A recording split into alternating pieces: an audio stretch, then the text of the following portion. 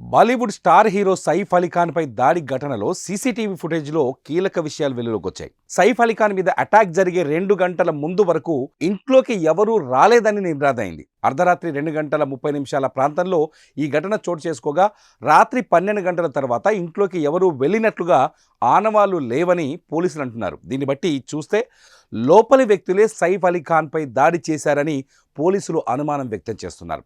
లోపల సైఫ్పై అటాక్ జరుగుతుంటే సెక్యూరిటీ గార్డులు ఏమయ్యారనే కోణంలో పోలీసులు విచారిస్తున్నారు. ఇదిలా ఉంటే సైఫ్ పిల్లల బెడ్రూమ్ దగ్గరే పని మనిషితో దుండగుడి ఘర్షణకు దిగడం మరింత షాక్కు గురిచేస్తోంది. దుండగుడు పని మనిషి మధ్య గొడవ జరుగుతుంటే అలికిడి విని సైఫ్ బయటకు రావడంతో అతనిపై దుండగుడు కత్తితో దాడి చేసినట్లు తెలుస్తోంది. అయితే దుండగుడి టార్గెట్ సైఫా లేక అతని పిల్లల అనే కోణంలో కూడా పోలీసులు విచారణ జరుపుతున్నారు.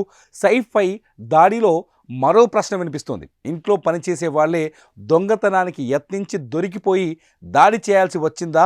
సైఫ్ శత్రువులు పని వాళ్లతో ఏమైనా హత్యకు కుట్ర చేశారా అనే అనుమానం రావడంతో ఆ దిశగా కూడా పోలీసులు విచారణ చేస్తున్నారు.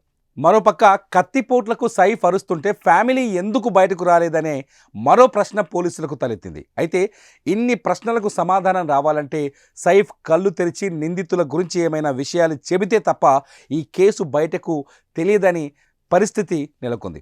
మరోవైపు సైఫ్ అలీ ఖాన్ ఆరోగ్యంపై ముంబైలోని లీలావతి ఆసుపత్రి డాక్టర్లు కీలక ప్రకటన చేశారు.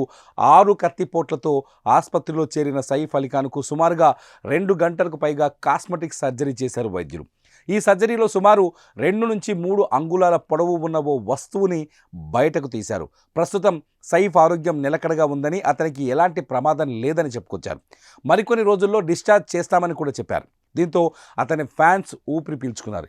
ఈ విషయం తెలియగానే సినీ ప్రముఖులు, రాజకీయ నాయకులు ట్విట్టర్ వేదికగా స్పందిస్తూ సైఫ్ అలీ ఖాన్ త్వరగా కోలుకోవాలని కోరుకుంటున్నారు.